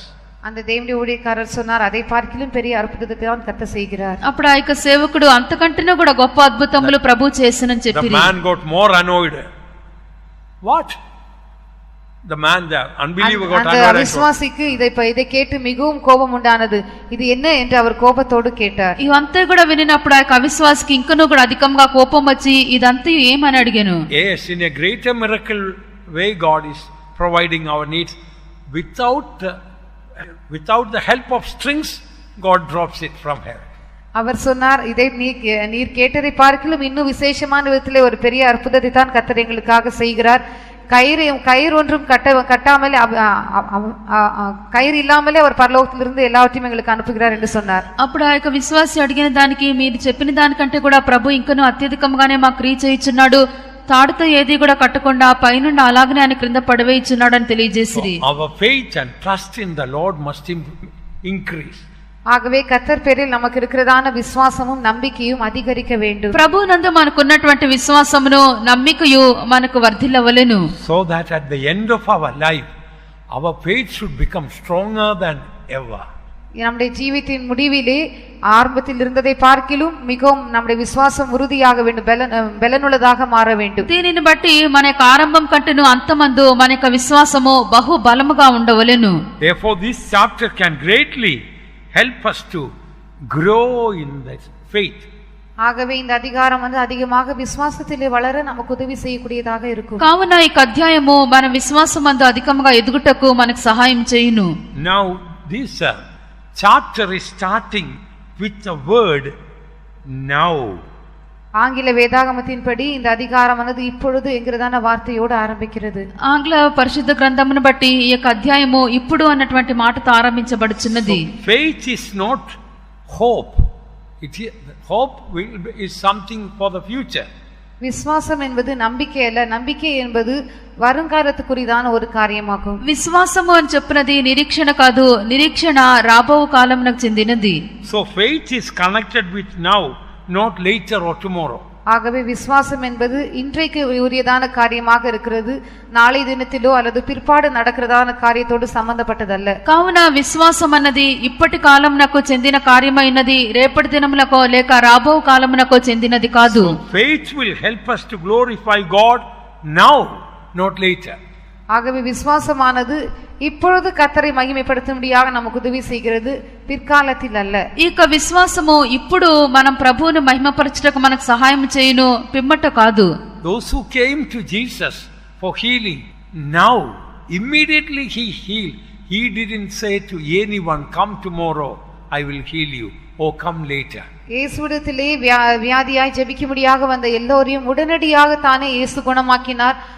ஒருவரிடத்திலாவது நாளை தினத்தில் நீ வா அல்லது பிற்பாடு வா, உன்னை அப்பொழுது குணமாக்கிறேன் என்று அவர் சொல்லவே இல்லை. యేసు యొద్దకు బాగుపడ నిమిత్తమే వచ్చినటువంటి వారందరినీ యేసు అప్పుడే వారిని స్వస్థపరిచి ఉన్నాడు. రేపటి దినమునో లేక పిమ్మటను రమ్మని ఎవరిని కూడా పంపివేయలేదు. See, the whole chapter of faith is beginning with the word now. விசுவாசத்தின் இந்த முழு அதிகாரமும் இப்பொழுது என்கிறதான வார்த்தையோடு ஆரம்பிக்கிறதை நாம் பார்க்கிறோம். ఈ యొక్క విశ్వాసం యొక్క అధ్యాయం అంతయు ఇప్పుడు అన్న మాటతో ఆరంభించబడుచున్నది. So God wants now by faith we may glorify God. இப்பொழுது விசுவாசத்தினால் நாம் கர்த்தரை மகிமைப்படுத்த வேண்டும் என்று தேவன் எதிர்பார்க்கிறார். ఇప్పుడు మన విశ్వాసమును బట్టి మన యొక్క దేవుని మహిమపరచవలెనని ఆయన కోరుచున్నాడు. Jesus told Martha and Mary in John chapter 11 verse 40, if you will believe, you will see the glory of God. யோவான் சுவிசேஷம் 11ஆம் அதிகாரம் 40ஆம் வசனத்தை நாம் வாசிக்கும் பொழுது இயேசு மார்த்தாளையும் மரியாளையும் பார்த்து, நீங்கள் விசுவாசித்தால் தேவனுடைய மகிமையை காண்பீர்கள் என்று சொன்னார். యోహాను సువార్త 11వ అధ్యాయము 40వ వాక్యమందు యేసు మార్తా మరియలతో, నీవు నమ్మిన యెడల దేవుని యొక్క మహిమను చూతువని చెప్పెను. So what Jesus did mean was that if you believe now you will see God's glory. இந்த இடத்திலே இயேசு சொல்ல விரும்பின காரியம் என்னவென்றால், நீங்கள் விசுவாசித்தால் இப்பொழுதே தேவனுடைய மகிமையை காண்பீர்கள். ఇక్కడ యేసు చెప్పిన కార్యం ఏదనగా, మీరు విశ్వసించిన యెడల అనగా ఇప్పుడు మీరు నమ్మిన యెడల దేవుని యొక్క మహిమ మీరు చూతురు. But Martha told, oh last day he will be resurrected. கடைசி நாளிலே என் சகோதரன் எழுந்திருப்பான் என்று மார்த்தாள் சொன்னாள். అయితే మార్తా అంత్య దినమందు నా యొక్క సహోదరుడు పునరుద్ధానం చెందునని చెప్పెను. Read 11:24 John. யோவான் சுவிசேஷம் 11ஆம் அதிகாரம் 24ஆம் வசனத்தை வாசிப்போம். యోహాను సువార్త 11వ అధ్యాయము 24వ వాక్యం చదువుడి. அதற்கு மார்த்தாள், உயிர்த்தெழுதல் நடக்கும் கடைசி நாளில் அவனும் உயிரிழந்திருப்பான் என்று அறிந்திருக்கிறேன் என்றாள். Martha saith unto him, I know that he shall rise again in the resurrection at the last day. Oh, Martha was telling, not today, last day he will be resurrected. மார்த்தாள் சொன்னால், இன்றைக்கு அல்ல, கடைசி நாளிலே அவன் உயிர்த்தெழுந்திருப்பான். మార్తా చెప్పెను, ఈ దినమున కాదు అంత్య దినమున ఆయన పునరుద్ధానం చెందును. But Jesus told, now if you believe now you will see the glory of God now. ஆனால் இயேசு சொன்னார், இப்பொழுது நீ விசுவாசித்தால் இப்பொழுதே தேவனுடைய மகிமையை காண்பாய். అయితే యేసు, ఇప్పుడు నువ్వు విశ్వసించినట్లయితే ఇప్పుడే నువ్వు దేవుని యొక్క మహిమను చూతు అని చెప్పెను. Abraham did not wait till Isaac was born to glorify God. ஈசாக்கு பிறக்கும் வரையிலும் கர்த்தரை மகிமைப்படுத்தாமல் அதுவரையிலும் ஆபிரகாம் காத்திருக்கவில்லை. అబ్రహాము ఇస్సాకు జన్మించినంత వరకు దేవుని మహిమపరచు నిమిత్తమై ఆయన వేచి ఉండలేదు. So we should not wait to see something that we prayed for or asked for to glorify God. ஆகவே ஒரு குறிப்பிட்ட காரியத்திற்காக நாம் தேவனிடத்திலே கேட்கும் பொழுது, ஒரு குறிப்பிட்ட காரியத்திற்காக ஜெபிக்கும் பொழுது, அந்த காரியம் கிடைக்கும் வரையிலும் கர்த்தரை மகிமைப்படுத்தாமல் அதற்காக நாம் காத்திருக்க கூடாது. అందుచేత ఏదైనా విషయం కొరకు మనం దేవుని యొద్ద మనం ప్రార్థించి మనం అడిగినట్లయితే ఆ యొక్క కార్యము నెరవేర్చబడే వరకు మనం కనిపెట్టుచూ ఉండకూడదు. I will give an example. நான் ஒரு உதாரணத்தை சொல்கிறேன். ఒక ఉదాహరణ మీతో చెప్పేదను. We are waiting for the coming of the Lord. நாம் కర్తరుడి వరికగా కాத்துకొండే இருக்கிறோம். ప్రభు యొక్క రాకడ కొరకే మనం ఎంతో అధికంగా కనిపెట్టుచున్నాము. By the grace of God, when the rapture will take place, we will go up. கர்த்தருடைய கிருபையினாலே கர்த்தருடைய வருகை வரும்பொழுது நாம் எல்லோரும் எடுத்துக்கொள்ளப்படுவோம். దేవుని కృపను బట్టి ఆయన రాకడ వచ్చినప్పుడు మనమందరం ఎత్తబడుదుము. But we should not wait to glorify God after the rapture. கர்த்தருடைய வருகைக்கு பிற்பாடு அவரை மகிமைப்படுத்தும்படியாக நாம் காத்திருக்க கூடாது. ప్రభు యొక్క రాకడ పిమ్మట ఆయనను మహిమపరచవచ్చునని మనం కనిపెట్టకూడదు. God should put faith in our heart. கர்த்தர் நம்முடைய இருதயத்திலே விசுவாசத்தை வைக்க வேண்டும். ప్రభు మన హృదయమందు విశ్వాసమును ఉంచవలెను. By grace I am going to be raptured. கிருபையினாலே நான் கர்த்தருடைய வருகையிலே எடுத்துக்கொள்ளப்பட போகிறேன். కృపను బట్టి నేను దేవుని యొక్క రాకడలో నేను ఎత్తబడుదును. I am going to glorify God not after the rapture. Now I am going to glorify God. வருகைக்கு பிற்பாடு அல்ல, இப்பொழுதே நான் கர்த்தரை மகிமைப்படுத்த போகிறேன். రాకడకు పిమ్మట కాదు, ఇప్పుడే నా ప్రభువు నేను మహిమపరచెదను. Lord, I thank you for rapture me. கர்த்தாவே, நீர் நம்முடைய வருகையில் ஏற்றுக்கொண்டபடி நான் உம்மை ஸ்தோத்திரிக்கிறேன். ప్రభువా, నీ యొక్క రాకడి యందు నేను ఎత్తబడినందుకై స్తోత్రం అని Lord, చెప్పవలెను. thank you for taking me to Zion. கர்த்தாவே, சீயோனுக்கு என்னை கொண்டு சென்றபடி நான் உம்மை துதிக்கிறேன். సియోనుకు నన్ను కొనిపోయినందుకై స్తోత్రం అని చెప్పవలెను. I hope you understand what I say. நான் சொல்கிறது உங்களுக்கு எல்லோருக்கும் விளங்குகிறது என்று நான் நினைக்கிறேன். నేను చెప్పినది మీకు అందరికీ అర్థమవుతున్నదని అనుకొనుచున్నాను. If you say, let me see whether the Lord is going to rapture me or not, going to take heaven or not, afterwards I will praise God or thank God for it. கர்த்தர் என்னை வருகையில் எடுத்துக்கொள்வாரோ இல்லையோ அல்லது பரலோகத்திற்கு கொண்டு செல்வாரோ இல்லையோ நாம் அதையெல்லாம் பார்த்துவிட்டு பிற்பாடு கர்த்தரை மகிமைப்படுத்தலாம் என்று நாம் இருக்கக்கூடாது. ప్రభు తన యొక్క రాకడి యందు నన్ను కొనిపోవునో లేదో, నేను పరలోకమునకు వెళ్ళుదునో లేదో చూచి పిమ్మట నేను స్తోత్రింపవచ్చునని అనుకొనకూడదు. No, that is not faith. அது விசுவாசம் அல்ல. లేదు, అది విశ్వాసం కాదు. This chapter is starting in English, now faith. இந்த அதிகாரம் ஆங்கிலத்திலே இப்பொழுது என்று என்கிறதான வார்த்தையோடு ஆரம்பிக்கிறது. ఆంగ్లమందు ఈ యొక్క వాక్యము ఇప్పుడు విశ్వాసము అని ఆరంభించబడును. So don't wait to glorify God after the rapture. ஆகவே அந்த வருகைக்கு பிற்பாடு கர்த்தரை மகிமைப்படுத்தலாம் என்று நீங்கள் காத்திருக்க வேண்டாம். కావున రాకడకు పిమ్మట ప్రభువును మహిమపరచవచ్చునని మీరు కనిపెట్టవద్దు. Oh, after the rapture, oh, now I believe what God promised He had done. Therefore now I will praise God. Don't wait for that. இப்பொழுதே கர்த்தர் அதை செய்திருக்கிறார், கர்த்தர் என்னை வருகையில் ஏற்றுக்கொண்டார் என்கிறதான விசுவாசத்தோடு இப்பொழுதே நாம் கர்த்தரை துதிக்க வேண்டும். பிற்பாடு கர்த்தரை அதற்காக மகிமைப்படுத்தும்படியாக நாம் காத்திருக்க வேண்டாம். ప్రభు ఇప్పుడు దాన్ని చేసి ఉన్నాడు, నేను ఎత్తబడి ఉన్నానని మనం విశ్వసించి ఇప్పుడే మన ప్రభువును మనం స్తోత్రించవలెను. Then our faith will tremendous. அப்பொழுது நம்முடைய விசுவாசம் மிகவும் அதிகமாக அது அதிகமாகும். అప్పుడు మన యొక్క విశ్వాసము అత్యధికముగా అది వర్ధిల్లును. So first the word is now. ஆகவே இப்பொழுது என்கிறதான வார்த்தை முதலாவதாக உபயோகிக்கப்பட்டிருக்கிறது. అందుచేత ఈ అధ్యాయం మందు మొదటిగా ఇప్పుడు అన్న మాట ఉపయోగింపబడెను. God told Abraham, I have made you a father of many nations. கர்த்தர் ஆபிரகாமை பார்த்து உன்னை अनेक జాతిகளுக்கு நான் தகப்பனாக்கி இருக்கிறேன் என்று சொன்னார். దేవుడు అబ్రహాముతో నేను అనేక జనములకు నేను తండ్రినిగా చేసినని చెప్పెను. But Abraham did not wait Isaac to be born to glorify God. கர்த்தரை மகிமைப்படுத்தும்படியாக ஈசாக்கு பிறப்பதற்காக ஆபிரகாம் காத்திருக்கவில்லை. అయితే అబ్రహాము దేవుని మహిమపరచుటకు ఇస్సాకు జన్మించినంత వరకు కనిపెట్టలేదు. It is true, it took more than 20 years for Isaac to be born after God promised that. ஈசாக்கு பிறப்பதாக தேவன் வாக்குத்தத்தம் பண்ணின பிற்பாடு 20 வருடங்கள் சென்றது உண்மைதான். ఇస్సాకు జన్మమును గురించి ప్రభు వాగ్దానం ఇచ్చిన పిమ్మట 20 సంవత్సరములు గడిచిపోయినది నిజమే. Naturally he could have thought, now I am a very old man, my wife is very old, how can a child be born to us? இப்பொழுது எனக்கும் வயதாகிவிட்டது, என்னுடைய மனைவியும் வயது சென்றவளாகிவிட்டால் இப்பொழுது எப்படி எங்களுக்கு பிள்ளை பிறக்கும் என்று அவன் சிந்தித்திருக்க கூடும். அது இயற்கை தான். ఇప్పుడు మేమందరం కూడా వృద్ధాప్యమునకు వచ్చి ఉన్నాము, ఎలాగునా మాకు ఒక బిడ్డ జన్మించినని చెప్పి ఆలోచించుట అది ప్రకృతి సంబంధమైన సహజ కార్యమే. All right, after the child is born I will glorify God. காரியங்கள் அவிதமாகவே இருக்கட்டும், எனக்கு அந்த பிள்ளை பிறந்த பிற்பாடு நான் கர்த்தரை மகிமைப்படுத்துகிறேன். సరే అలాగే కానిమో, నేను బిడ్డ జన్మించిన పిమ్మట నేను ప్రభువుని మహిమపరచెదను. If he had done that, he would never have been the father of faith. அவன் இவ்விதமாக செய்திருப்பான் என்றால் ஒருபோதும் விசுவாசத்தின் தகப்பனாக அவன் இருந்திருக்க மாட்டான். ఈలాగున అతడు చేసి ఉన్నట్లయితే ఎన్నడూ కూడా విశ్వాసమునకు తండ్రిగా అతడు ఉండి ఉండడు. Look at the faith of Abraham. Romans 4 17 to 20. ரோமர் 4ஆம் அதிகாரம் 17ஆம் வசனத்திலிருந்து 22ஆம் வசனம் வரை வாசிக்கும் பொழுது ஆபிரகாமின் விசுவாசத்தை பற்றி நாம் பார்க்கலாம். రోమా 4వ అధ్యాయము 17 నుండి 22వ వాక్యం వరకు మనం చదివినప్పుడు అబ్రహాము యొక్క విశ్వాసమును గురించి మనం చూడగలము. அநேக ஜாதிகளுக்கு தகப்பனாக ஏற்பி அவன் தான் விசுவாசித்தவருமாய் மரித்தோரை உயிர்ப்பித்து இல்லாதவைகளைப் போல் அடைக்கிறவருமாயிருக்கிற முன்பாக நாம் எல்லாருக்கும் தகப்பனானான். இது இவ்வளவாய் இருக்கப்பட்டபடியே தான் அநேக ஜாதிகள் தகப்பனாவதை நம்ப ஏதுவில்லாதிருந்தும் நம்பிக்கையோட விசுவாசித்தான். அவன் விசுவாசத்தின் பலவீனம் இல்லை.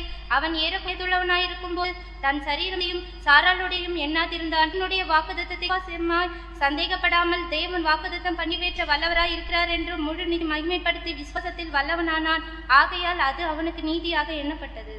As it is written, I have made thee a father of many nations, before him whom he believed, even God, who quickeneth the dead, and calleth those things which be not as though they were, who against hope believed in hope, that he might become the father of many nations, according to that which was spoken, so shall thy seed be. And being not weak in faith, he considered not his own body now dead, when he was about 100 years old, neither yet the deadness of Sarah's womb. He staggered not at the promise of God through unbelief, but was strong in faith, giving glory to God, and being fully persuaded that what he had promised he was able also to perform, and therefore it was imputed to him for righteousness. See, what a faith. Actually, whatever God spoke, if he had looked at his body, everything was contrary to what God promised. அவனுடைய சரீரத்தை அவன் கவனித்து பார்த்திருப்பான் என்றால் தேவன் வாக்குத்தத்தம் பண்ணினதான காரியத்திற்கு எல்லாம் முற்றிலும் வித்தியாசமானதாகவே కాణపట్టదు. అతని యొక్క శరీరమును అతను చూచుకొని ఉండినట్లయితే దేవుడు వాగ్దానం చేసిన దానికి ప్రతి కార్యం కూడా వ్యతిరేకంగానే ఉండవచ్చును. Sarah's womb was dead. சாராளுடைய கர்ப்பம் செத்து போனதா இருந்தது. సారా యొక్క గర్భము మృతతుల్యమయ్యెను. Abraham's body appeared virtually dead. ఆబ్రహాముடைய శరీరము కూడా செத்து పోనదాగా தான் காணப்பட்டது. అబ్రహాము యొక్క శరీరం కూడా మృతముగానే ఉండెను. So everything appeared contrary to what God promised. கர்த்தர் வாக்கு பண்ணினதான காரியத்திற்கு எல்லாமே விகற்பமாக தான் காணப்பட்டது. దేవుడు వాగ్దానం చేసిన దానికి ప్రతి కార్యం కూడా వ్యతిరేకంగానే కనబడెను. He staggered not at the promise of God through unbelief. ஆனால் அவன் అవిశ్వాసియాయిరాமல் దేవుడి వాగ్దానத்தை அவன் சந்தேகப்படாமல் இருந்தான். అవిశ్వాసం వల్ల దేవుని యొక్క వాగ్దానమును గురించి సందేహింపలేదు. But was strong in faith, giving glory to God. அவன் தேவனுக்கு மகிமை செலுத்தி விசுவாசத்திலே வல்லவனானான். దేవుని మహిమపరిచి విశ్వాసం వల్ల బలమునొందెను. So why we need to be strong in faith?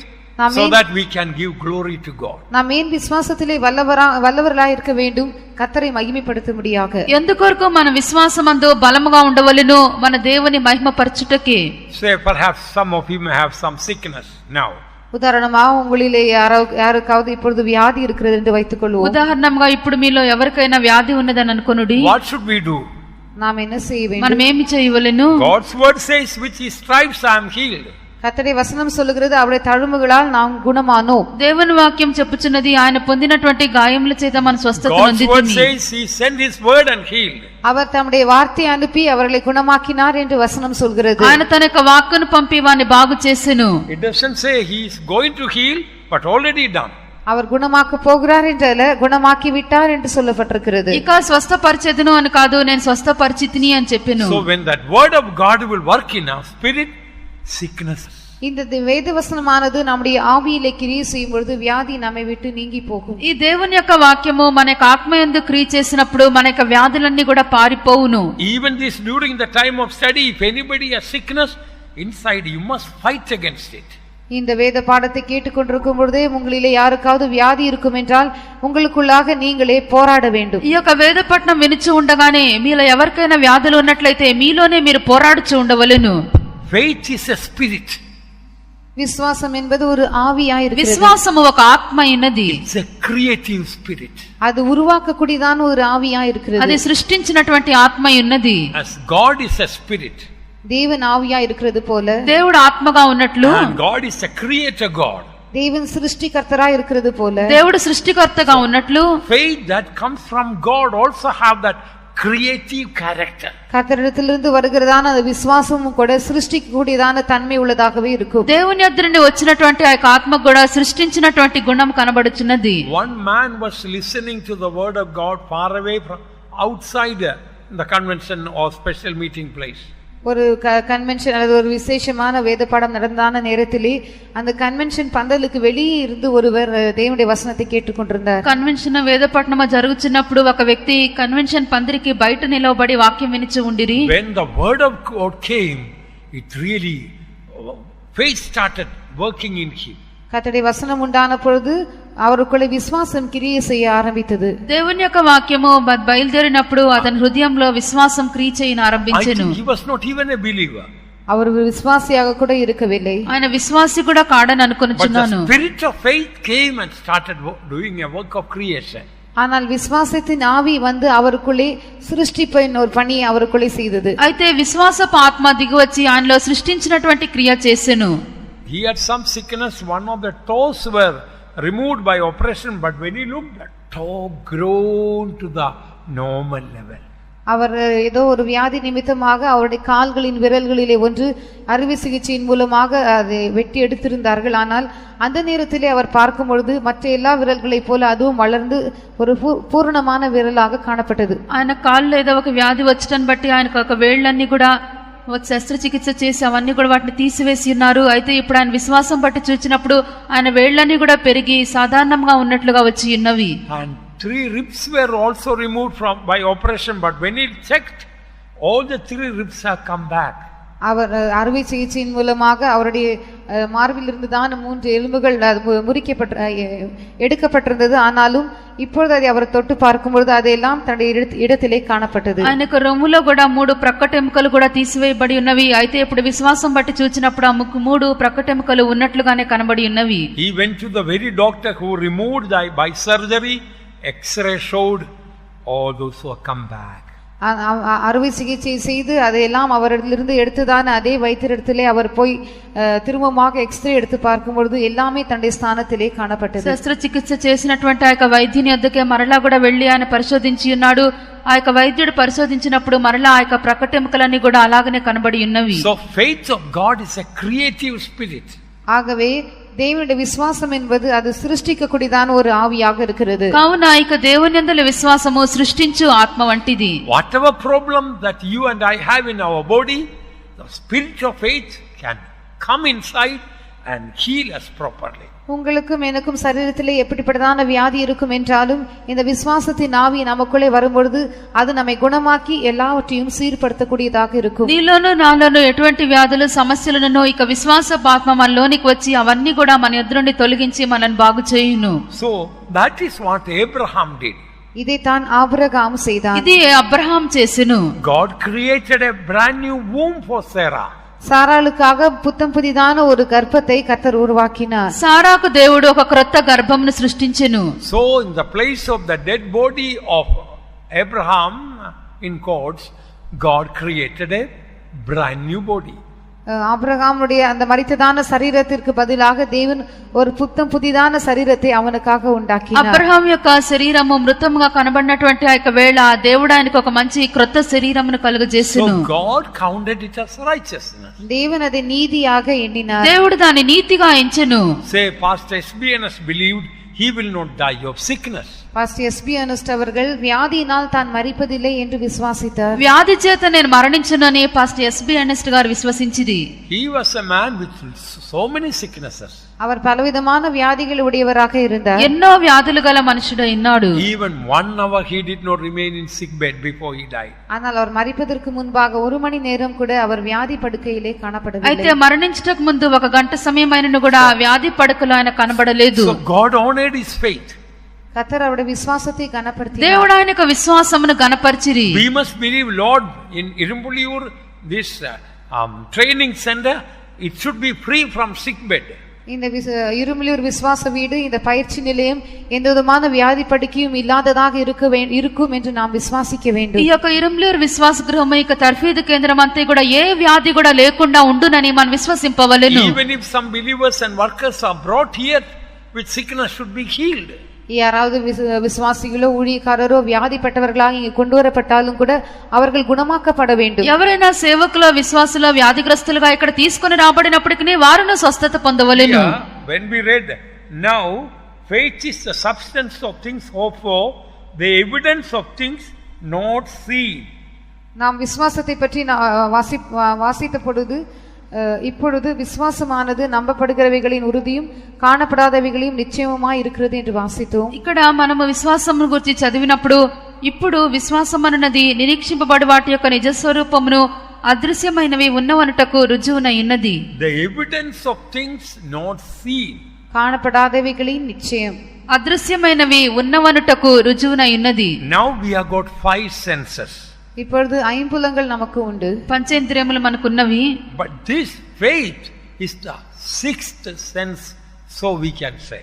இந்த விசுவாசம் என்பது ஒரு ஆறாவது உணர்ச்சியாக இருக்கிறது என்று நாம் சொல்லலாம். ఈ యొక్క విశ్వాసము ఆరవ ఇంద్రియం అని మనం చెప్పవచ్చును. It is a supernatural sense. அது இயற்கைக்கு அப்பாற்பட்டதான ஒரு காரியம் என்று நாம் சொல்லலாம். అది ప్రకృతికి మించినటువంటి ఇంద్రియం అని చెప్పవచ్చును. Or it can be called supernatural eyes. அல்லது இயற்கைக்கு அப்பாற்பட்டதான கண்கள் என்று நாம் சொல்லலாம். లేక ఇది ప్రకృతికి మించిన కన్నులు అని చెప్పవచ్చును. What we cannot see with this natural eyes, through the eyes of faith, with the supernatural eyes we see. நம்முடைய இயற்கையான கண்களால் நாம் பார்க்க கூடாததான காரியங்களை இந்த விசுவாச கண்களால், இந்த இயற்கைக்கு அப்பாற்பட்டதான கண்களால் நாம் காண முடியும். బాహ్యమైనటువంటి మన కన్నులతో మనం చూడలేనటువంటి కార్యములు ఈ యొక్క విశ్వాసం అన్నటువంటి నేత్రములతో మనం దర్శింపగలము. By faith we must see when Jesus comes, all irremovable, all the people here are raptured. இயேசு வரும்பொழுது இரும்பிலில் இருக்கிறதான எல்லோருமே எடுத்துக்கொள்ளப்பட்டதாக விசுவாச கண்களால் நாம் காண வேண்டும். యేసు ప్రత్యక్షమైనప్పుడు ఇరుంబులలో ఉన్నటువంటి అందరూ కూడా ఎత్తబడి ఉన్నారని మన విశ్వాసంతో చూడవలెను. God will surely count it as righteous. கர்த்தர் நிச்சயமாகவே அதை நீதியாக கணக்கிடுவார். నిశ్చయముగానే దేవుడు దాన్ని నీతిగా ఎంచును. Our faith will grow. நம்முடைய விசுவாசமும் வளரும். మన యొక్క విశ్వాసము కూడా వర్ధిల్లును. Our spiritual character also there will be a real change, transformation. நம்முடைய ஆவிக்குரிய சுபாவத்திலும் கூட ஒரு மாற்றம், ஒரு மறுரூபம் உண்டாகும். మనకు ఆత్మీయమైనటువంటి స్వభావంలో కూడా ఒక రూపాంతరం కలుగును. That is why we read in the word of God, without faith it is impossible to please God. ஆகவே தான் நாம் வேதத்திலே வாசிக்கும் பொழுது விசுவாசம் இல்லாமல் தேவனுக்கு பிரியமாய் இருப்பது கூடாத காரியம் என்று பார்க்கிறோம். అందుచేతనే మనము వాక్యమందు విశ్వాసం లేకుండా దేవునికి ఇష్టడైనట అసాధ్యమని చదువుచున్నాము. Read Hebrews 11:6. எபிரேயர் 11ஆம் அதிகாரம் 6ஆம் வசனத்தை ఫిబ్రవరి 11వ అధ్యాయము 6వ వాక్యము. விசுவாசம் இல்லாமல் தேவது கூடாத காரியம். போதும். But without faith it is impossible to please him. Without faith it is impossible to please him. விசுவாசம் இல்லாமல் தேவனுக்கு பிரியமாய் இருப்பது கூடாத காரியம். విశ్వాసం లేకుండా దేవునికి ఇష్టడైనట అసాధ్యము. So the more we have faith, the more God will be pleased with us. ஆகவே எவ்வளவு அதிகமாக நாம் விசுவாசிக்கிறோமோ அவ்வளவு அதிகமாக கர்த்தர் நம்மிடத்திலே பிரியப்படுவார். ఎంత అధికంగా విశ్వసించున్నామో అంతగా ప్రభువు మన యందు ఇష్టపడును. So if we die in faith, God will be pleased with our death. ஆகவே நாம் விசுவாசத்திலே மரிப்போம் என்றால் கர்த்தர் நம்முடைய மரணத்திலே பிரியம் கொள்வார். మనము విశ్వాసమందు మరణించినట్లయితే ప్రభువు మన యొక్క మరణమందు ఇష్టపడును. Without faith it is impossible to please God. In other words, faith pleases God. விசுவாசம் இல்லாமல் தேவனுக்கு பிரியமாய் இருப்பது கூடாத காரியம் என்று சொல்லும் பொழுது அதை வேறு வார்த்தைகளிலே சொன்னால் விசுவாசம் தேவனை பிரியப்படுத்தக்கூடியதாக இருக்கிறது. విశ్వాసం లేకుండా దేవునికి ఇష్టలైనట్టు అసాధ్యమని వ్రాయబడెను. మరి యొక్క మాటలందు విశ్వాసమును బట్టి మనం దేవునికి ఇష్టలముగా ఉండగలము. If any child of God is dying with unbelief, with that death God is displeased. தேவனுடைய பிள்ளைகளிலே யாராவது ஒருவர் அவிசுவாசத்தினால் மரிப்பார்கள் என்றால் கர்த்தர் அந்த மரணத்திலே பிரியம் கொள்வதில்லை. దేవుని యొక్క బిడ్డల్లో ఎవరైనా అవిశ్వాసంతో వారు మరణించినట్లయితే వారి యొక్క మరణము దేవునికి అయిష్టము. We must live in faith. நாம் விசுவாசத்தினால் பிழைத்திருக்க வேண்டும். విశ్వాసం చేతనే మనం జీవింపవలెను. We must serve God in faith. நாம் విశ్వాసத்தోடு కర్తருக்கு ஊழியம் செய்ய வேண்டும். విశ్వాసంతో మన ప్రభువును సేవింపవలెను. We must contend for the faith. விசுவாசத்திற்காக நாம் போராட வேண்டும். విశ్వాసం కొరకు మనం పోరాడవలెను. If the rapture is delayed, we must die in strong faith. கர்த்தருடைய வருகையானது தாமதிக்கும் என்றால் பலமான விசுவாசம் உடையவர்களாக நாம் மரிக்க வேண்டும். ప్రభు యొక్క రాకడ ఆలస్యమైనట్లయితే మనము బలమైనటువంటి విశ్వాసంతో మరణింపవలెను. If we end our life in strong faith, great faith, God will be greatly pleased. பலமான விசுவாசம் உடையவர்களாக அல்லது ஒரு பெரிய மேன்மையான விசுவாசம் உடையவர்களாக நம்முடைய ஜீவியத்தை நாம் முடிப்போம் என்றால் தேவன் மிகவும் பிரியம் கொள்வார். நம்முடைய மரணத்திலே தேவன் அதிகமாக பிரியம் கொள்வார். మనం బలం గల విశ్వాసంతో గొప్ప విశ్వాసంతో మనం మరణించినట్లయితే మన యొక్క మరణమందు దేవుడు ఎంతో అధికంగా ఇష్టపడును. We must fight against sickness. நாம் வியாதிக்கு விரோதமாக போராட வேண்டும். వ్యాధిని మనం ఎదిరించి పోరాడవలెను. Fight against sin. பாவத்திற்கு விரோதமாக எதிர்த்து போராட வேண்டும். పాపమును ఎదిరించి మనం పోరాడవలెను. Fight against Satan. பிசாசை எதிர்த்து போராட வேண்டும். అపవాదిని ఎదిరించి పోరాడవలెను. Fight against fear of death. மரண பயத்தை எதிர்த்து போராட வேண்டும். మనం మరణ భయమును ఎదిరించి Fight పోరాడవలెను. against untimely death. காலத்துக்கு முன்பாக மரிக்கிறதான மரணத்திற்கு விரோதமாக நாம் போராட வேண்டும். అకాల మరణములకు విరోధముగా మనం పోరాడవలెను. And we read already in Hebrews 11:13, these died in faith. That is a great virtue. ஏற்கனவே எபிரேயர் 11ஆம் அதிகாரம் 13ஆம் வசனத்திலே நாம் வாசித்தது போல இவர்கள் எல்லோரும் விசுவாசத்தோட மரித்தார்கள். இது ஒரு பெரிதான ஒரு நற்குணமாக இருக்கிறது. హెబ్రీ 11వ అధ్యాయము 13వ వాక్యమందు వీరందరూ విశ్వాసము గలవారై మృతి నొందిరి అని వ్రాయబడెను. ఇది మంచి సద్గుణమై ఉన్నది. God is waiting to put your name and my name also in this the list of these heroes of faith. உங்கள் பேரையும் என்னுடைய பேரையும் கூட இந்த விசுவாச வீரரின் பட்டியலே சேர்க்கும்படியாக கர்த்தர் காத்து கொண்டிருக்கிறார். ప్రభు నీ పేరును నా పేరును కూడా ఇక విశ్వాస వీరుల యొక్క పట్టికలో చేర్చుకోరుచున్నాడు. This chapter is not closed. This chapter has not come to an end. இந்த அதிகாரம் இன்னும் முடிவு பெறவில்லை. ఈ యొక్క అధ్యాయం ఇంకను ముగించబడలేదు, ఒక అంతం రాలేదు. That is why the last verse we read, these without us cannot be made perfect. ஆகவே தான் கடைசி வசனத்தில் இவ்விதமாக வாசித்தோம், அவர்கள் நம்மை அல்லாமல் பூரணராகாத படிக்கு. అందుచేతనే చివరి వాక్యములందు మనం లేకుండా వారు సంపూర్ణులు కాలేరని చదువుచున్నాము. So we must really grow in faith and God will be greatly pleased. ஆகவே நாம் விசுவாசத்தில் அதிகமாக வளர வேண்டும், தேவனும் அதிகமாக அதிலே பிரியப்படுவார். కావున మన విశ్వాసమందు అధికంగా వర్ధిల్లవలెను. మన ప్రభు కూడా దానిని అధికంగా ఇష్టపడును. Abraham started not with doubt or unbelief. Abraham அவிசுவாசியாக இருக்கவில்லை, அவன் விசுவாசத்திலே அவன் சந்தேகப்படவில்லை என்று நாம் பார்க்கிறோம். అబ్రహాము అవిశ్వాసం వల్ల దేవుని యొక్క వాగ్దానంను సందేహింపలేదు. And became strong in faith and glorified God. அவன் தேவனை மகிமைப்படுத்தி விசுவாசத்திலே வல்லவன் ஆனான் என்று பார்க்கிறோம். దేవుని మహిమపరిచి విశ్వాసం వల్ల బలము నొందెను. God wants to make us strong in faith so that our life will glorify God, our end also will glorify God. நம்முடைய ஜீவமும் நம்முடைய முடிவும் கர்த்தரை மகிமைப்படுத்தும்படியாக கர்த்தர் நம்மை விசுவாசத்திலே வல்லவர்களாக மாற்றும்படியாக வாஞ்சிக்கிறார். మన యొక్క జీవితమును మన యొక్క అంతము కూడా దేవుని మహిమపరచు నిమిత్తము మన విశ్వాసమందు బలము గలవారముగా మారవలెని ప్రభు కోరుచున్నాడు. Let us all pray. நாம் எல்லோரும் మనమందరము ప్రార్థించెదము. Amen. Hallelujah.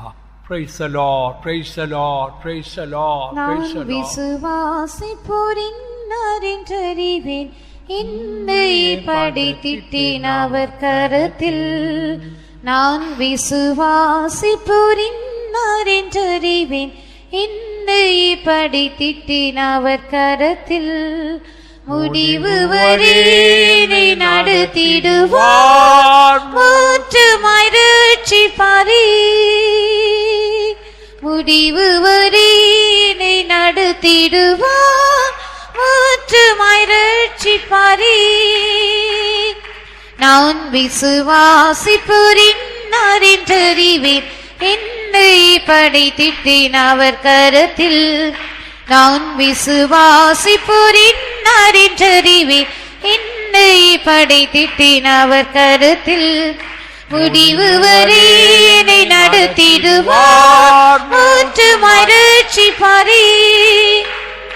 முடிவு வரை நடத்திடுவார், மாற்றமாய் ரட்சிப்பாரே. நான் விசுவாசிப்போரின்னறிவேன் என்னை படைத்திட்டேன் அவர் கரத்தில். நான் விசுவாசிப்போரின்னறிவேன் என்னை படைத்திட்டேன் அவர் கரத்தில். முடிவு வரை நடத்திடுவார், மாற்றமாய் ரட்சிப்பாரே.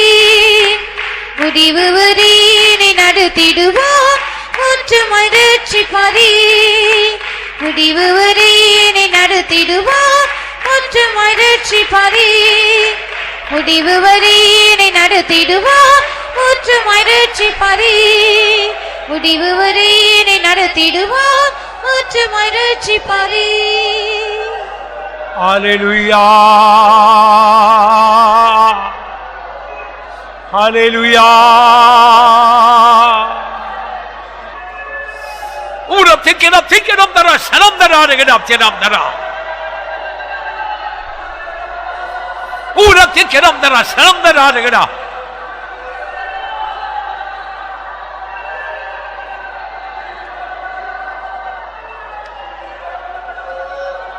Urabdara, Rabdira.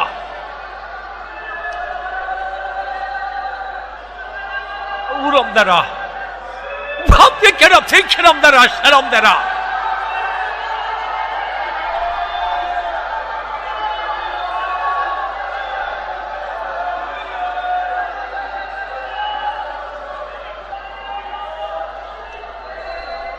Amen, amen, amen, amen.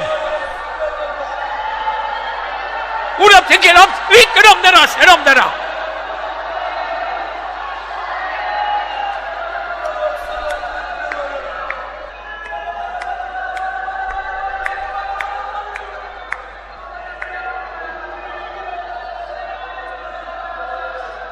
Urab Tikiramdara, Sharamdara, Tira.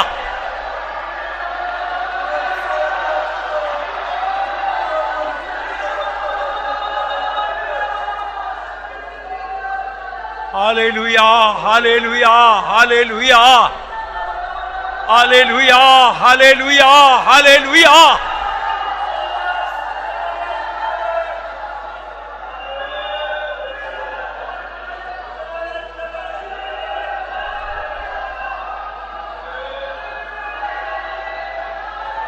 Amen, amen, amen, amen.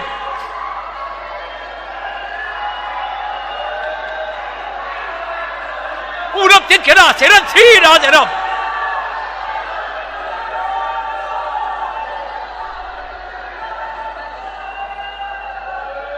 In Jesus' name, in Jesus' name, in Jesus' name, in Jesus' name.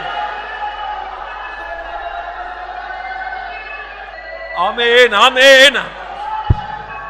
Faith is a creative spirit. விசுவாசம் என்பது சிருஷ்டிக்கக்கூடியதான ஒரு ஆவியாக இருக்கிறது. విశ్వాసము సృష్టించు ఆత్మ. When we believe in God's word, நாம் கர்த்தருடைய வசனத்தை விசுவாசிக்கும் பொழுது, దేవుని యొక్క వాక్యం మనం విశ్వసించినప్పుడు a creative spirit of faith comes.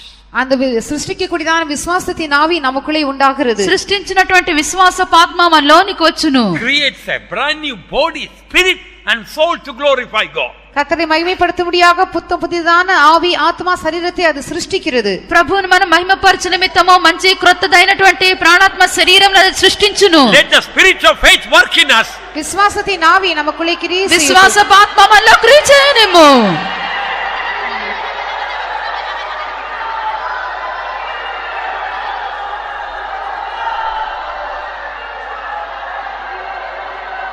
Urabdikara, Sira, Sharamdara.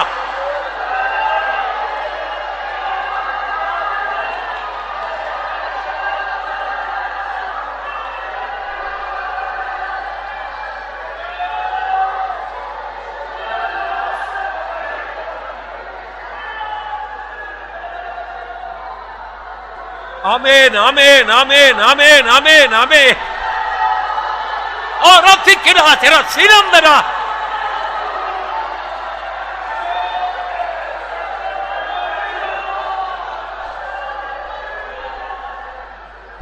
In these days, the Lord will increase our faith. Let us praise God. இந்நாட்டிலே கர்த்தர் நம்முடைய விசுவாசத்தை வர்த்திக்கப்படும்படியாய் நாம் ஸ்தோத்திரம் பண்ணுவோம். ఈ దినములో ప్రభు మన యొక్క విశ్వాసమును వృద్ధి పొందించినట్లుగా స్తోత్రించెదము. Praise the Lord, praise the Lord, praise the Lord, praise the Lord, praise the Lord. Praise the Lord, praise the Lord, praise the Lord, praise the Lord, praise the Lord, praise the Lord. ஜெபம் கிடைக்கிறபுள்ள வசனத்துக்கு எங்களை படைக்கிற சுவாமி அன்படி ஏராளமான கிருபை தர முடியாமல் போட்டிருந்த உறுதியும் காணப்படாத நிச்சயமா இருக்கிற சூத்திரம் ஆண்டவரே ஆவியா இருக்கிற சிருஷ்டிக்க அன்னுடைய நாள் இப்பொழுதே அந்த ஆவியின் அந்த விசுவாசத்தை ஆவியை பெற்று கிருபை தர முடியாமல் விசுவாசம் இல்லாமல் பிரியமா இருப்பது கூட நம்முடினால விசுவாசத்தின் மூலமா நாங்கள் பிரியப்பட்டார் ஆண்டவரே ஆபிரகாம் போல நம்பருக்கு ஏது இல்லாத இருந்த விசுவாசம் அவன் தேவனை மயப்படுத்தி விசுவாசத்தில் வல்லவனானது போல நாங்களும் பெற்றுக்கொள்ளாததை பெற்றுக்கொண்டோம் என்று விசுவாசத்தை துவைத்து மயப்படுத்தி பெற்றுக்கொள்ள வேண்டிய எல்லா நன்மைகளையும் பெற்று நாங்கள் விசுவாசத்தினாலே ஜீவித்து விசுவாசத்தினாலே ஊழியம் செய்து விசுவாசத்துக்காக போராடி விசுவாசத்தில் நாங்கள் நம்முடைய வரியில் நாங்களுடைய ஆவணம் எடுத்துக்கொள்ளப்படும் இந்த விசுவாசத்தோடு இப்பொழுதே துவைத்து மயப்படுத்தி நாங்கள் எல்லாரும் வரி இயேசுவின் நாமத்தை கேட்கிறோம் பிதாவே.